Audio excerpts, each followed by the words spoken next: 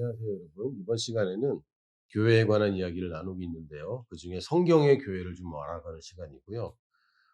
지난번에 예루살렘 교회에 관해서 나눴고, 이번에는 안디옥 교회에 관해서 얘기를 나누겠습니다. 먼저 성경 구절, 사도행전 11장 19절에서 21절 먼저 보겠습니다. 사도행전 11장 19절에서 21절. 그때 스데반의 일로 일어난 환란으로 말미암아 흩어진 자들이 베니게와 구브로와 안디옥까지 이르러 유대인에게만 말씀을 전하는데, 그 중에 구브로와 구레네 몇 사람이 안디옥에 이르러 헬라인에게도 말하여 주 예수를 전파하니 주의 손이 그들과 함께 하심에 수많은 사람들이 믿고 주께 돌아오더라. 아멘. 지난 시간에 우리가 얘기를 나누었던 예루살렘 교회는 교회의 탄생에 관한 이야기입니다. 그리고 오늘 나눌 안디옥 교회는 교회의 모범적인 교회에 관한 이야기를 좀 나누려고 합니다. 탄생부터 온전한 교회였다면 좋겠는데, 사실은 모든 생물학적인 것, 생명이 있는 것은 탄생할 때 온전하게 탄생하지는 않습니다. 동물과 식물을 막론하고 생명은 처음부터 온전하게 시작되진 않습니다. 그걸 여러분이 이제 늘 염두에 두셔야 되고, 여러분이 속해 있는 교회도 지금 생물학적으로 보셔야 되고 유기체로 보셔야 됩니다. 그래서 성장하는 단계에 있습니다. 여러분이 교회에 불만이 있을 수 있습니다. 그리고 왜 빨리빨리 되지 않고 왜 하나님이 주신 비전을 따라가지 못하는가라고 불만이 있을 수도 있는데, 사람과 마찬가지로 교회도 생명체입니다. 탄생이 있고 모범적으로 성장하는 게 있고, 또 성숙하고 사실은 쇠퇴하기도 합니다. 영원히 존재하는 지역교회라는 것은 찾아볼 수가 없어요. 그래서 그 시대의 비전이 늘 다를 수 있기 때문에, 시대를 막론한 대단한 비전은 사실 예수님 다시 오시는 거 말고는 그 구체적인 교회를 향한 교회마다의 독특한 부르심들은 시대별로 다르기 때문에 시대와 상관없이 영원히 존재하는 교회를 기대해서는 안 됩니다. 그래서 오늘 나눌 안디옥 교회는 성경에 나온 모든 교회들 중에 가장 모범적인 교회로 꼽히고 있고, 사실 우리가 초대교회로 돌아가자라는 얘기를 한다면 사실은 예루살렘 교회보다 안디옥 교회로 돌아가자고 이야기를 하는 것이 맞습니다. 근데 오늘 보니까 예루살렘 교회는 명절 때에 로마 제국 아래서 헬라 문화권에 있는 많은 사람들이 모였었고, 이때는 사실 예수님의 핍박 외에는 다른 핍박이 존재하지 않았습니다. 그래서 예수님을 핍박했던 사람들이 놀라서 지금 아무것도 못하고 있던 그런 인터벌이 있었고, 그때 교회가 갑자기 탄생하면서 폭발적으로 성장했고, 그런데 이것을 결국은 또 가만두지 않는 거죠. 결국 다시 또 핍박이 시작되어서 스데반 집사가 순교한 이후에 유대인들이 그걸 좋아하는 걸 보고 핍박이 더 가속화되고 격화됐습니다. 그런데 지난번에 말씀 나눴듯이 예루살렘의 교회를 이뤘던 구성원들 중에는 집이 헬라인 사람들이 많은 거예요. 당연히 이 사람들은 이제 예루살렘에서 핍박이 시작되니까 다 자기 집으로 돌아갔고, 심지어는 집이 예루살렘이거나 유대 땅에 있던 사람들도 도망가기 시작했습니다. 핍박이 심해지니까. 그래서 예루살렘 교회에서는 예루살렘 주민들이 이 방문자들을 대접을 했던 그림에서, 이제는 방문자들이 피난민들을 대접하는 그림으로 서로 인제 이랬다 저랬다 하게 되는 거고, 서로 섬기고 섬김받고, 이것이 변화가 일어납니다.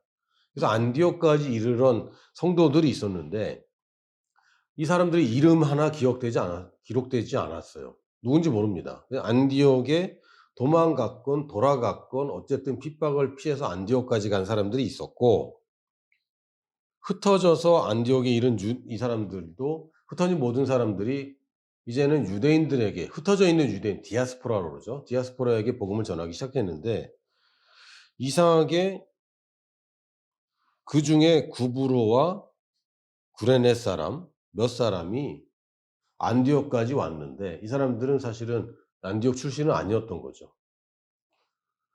헬라인에게도 말하여 주 예수를 전파하니라. 이방인에게 복음을 전해 예수님은 물론 로마 백부장들이나 또는 이방인에게도 복음을 전했습니다.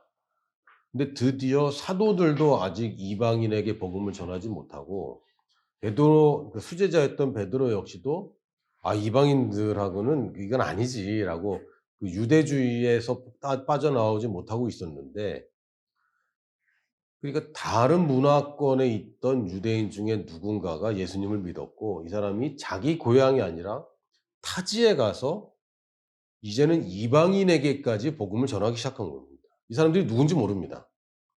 그래서 최초의 이방인 선교가 시작되는 거죠.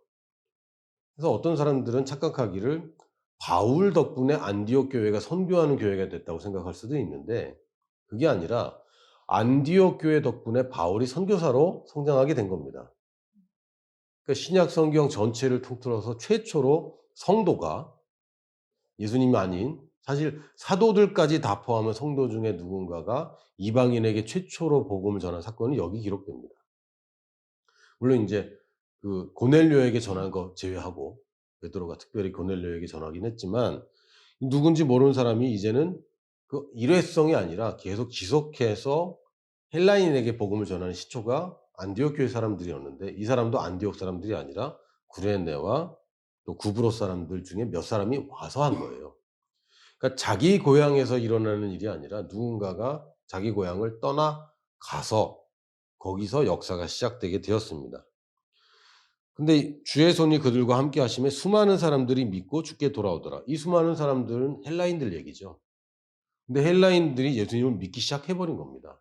그래서 안디옥 교회가 헬라 문화권 안에서 유대인과 헬라인이 섞여 있는 교회로 이제 발전하게 됩니다. 이 교회는 사실 개척자인지도 모르고 개척자가 누군지도 모르는 교회예요. 자연스럽게 발생한 몇 사람에 의해서 그냥 훈련받은 사도들이 아니라 그냥 예수님 믿는 성도들이 개척한 교회인데 이래서 이것이 교회의 모범입니다. 지금 여러분들이 생각할 때 교회 개척은 누가 하는 거라고 생각합니까?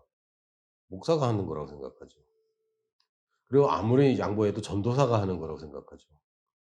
성경에는 그렇게 얘기하고 있지 않습니다. 그냥 몇 사람이 교회를 시작했고 몇 사람이 선교를 시작했습니다.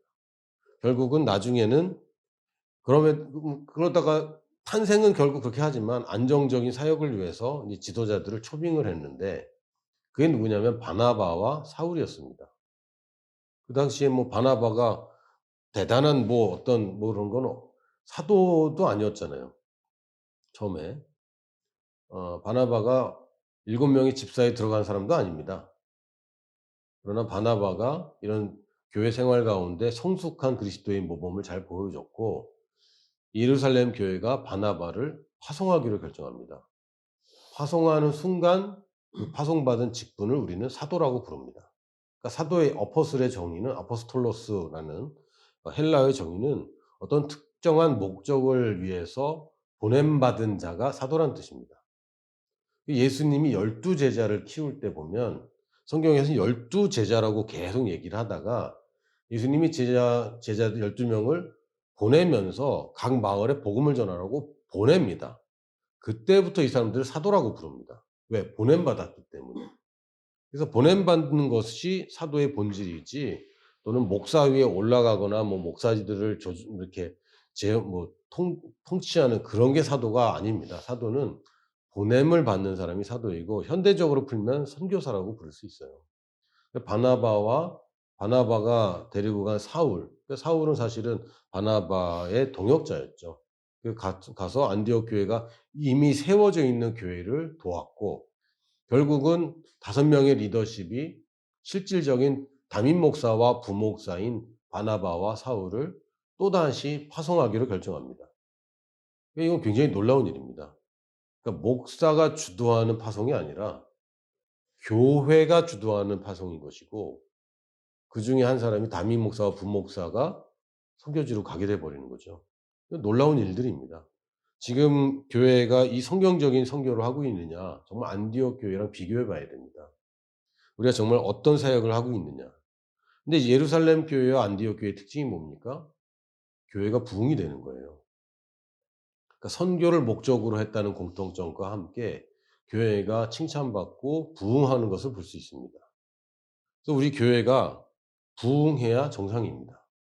그렇다고 막 폭발적으로 부흥하고 예전에 그 부흥 모델 중에 하나가 우리나라는 신도시의 종교 부지를 받아서 예배당을 크게 지으면 부흥하는 그러니까 수평이동적인 부흥이 아니라 이건 전도를 통한 부흥이잖아요.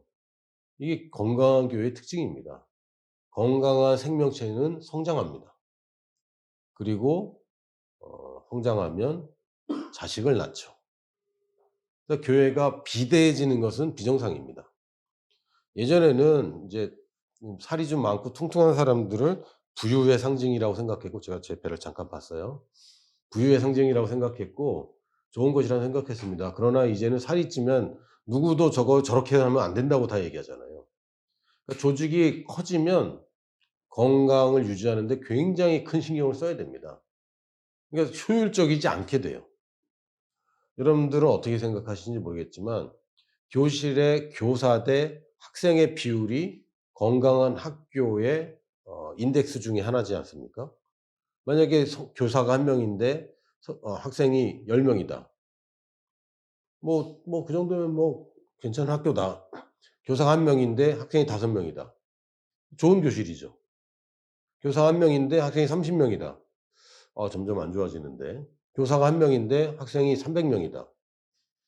이런 학교는 가면 안 되는 학교입니다. 이런 학교에서 내가 잘할 거라고 생각하면 이상한 거죠.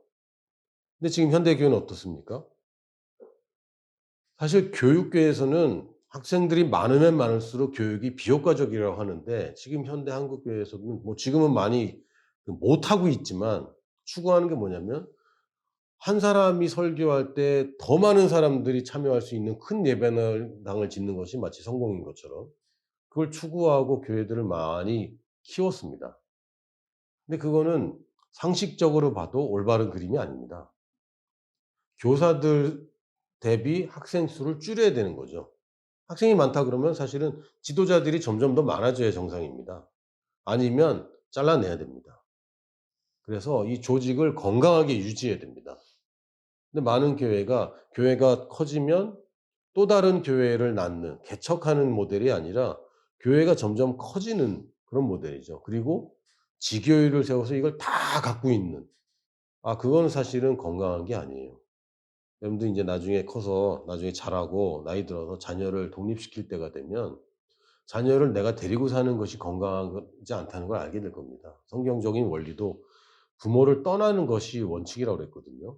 그래서 계속해서 개척을 나가는 것이 맞는 것이고 안디옥 교회들은 뭐냐면 안디옥 교회의 가장 우수한 자원을 파송하는 겁니다. 왜? 개척이기 때문에. 지키는 것과 개척하는 것과 둘 중에 하나가 어떤 것이 더 우수한 자원이 필요하냐? 개척에 더 우수한 자원이 필요한 겁니다. 그러니까 아주 상식적으로 돌아갔는데 지금은 굉장히 비상식적으로 돌아가죠. 그래서 만약에 안디옥 교회의 모델을 따라간다면 목사님이 개척을 하고 이걸 누구한테 물려주게 된다면 목사님이 나가는 것도 안디옥 교회의 좋은 모델 중에 하나입니다. 근데 모두가 이거를 그냥 일률적으로 적용하라는 얘기는 아닙니다. 근데 우리가 이 생각 자체가 그런 모델을 아주 신기하고 희한한 모델이라고 생각하는 게 문제라는 거예요. 성경엔 그게 기본인데. 그래서 우리는 지금 성경의 기본이지만 변칙적인 모델을 가지고 있다고 생각을 해야지 성경적인 모델은 우리의 입맛에 맞춰서 계속 손질해 가면서 가져가면 안 됩니다. 그래서 안디옥 교회의 특징은 다시 모범적인 안디옥 교회는 선교하는 교회였다는 거. 탄생부터. 탄생부터 왜 탄생하게 됐냐면 선교를 하다 보니까 탄생된 좋은 모델이었습니다. 지금 많은 교회가 선교를 옵션으로 생각하고 액세서리로 생각하고 교회의 본질적인 사역 중의 하나라고 생각합니다. 그러나 예루살렘 교회나 안디옥 교회를 보면 선교는 교회의 가장 단 하나의 본질적인 사역이었고 교회가 존재하는 이유는 바로 선교입니다. 선교를 잃어버린 교회는 사실적으로 큰 것을 잃어버렸고 여러분이 동참할 수 있는 비전이 굉장히 제한적일 수밖에 없어요. 여러분의 교회가 선교하는 교회여야 합니다. 여러분이 그런 교회를 다니든 아니면 그런 교회를 변화시키든 아니면 그런 교회를 개척하든 어찌 됐든 간에 장기적으로 볼 때 여러분들은 그 선교하는 교회의 일원이 되어야 마땅합니다. 오늘은 여기까지 안디옥 교회에 대해서 나눴습니다. 다음 시간에 또 만나요.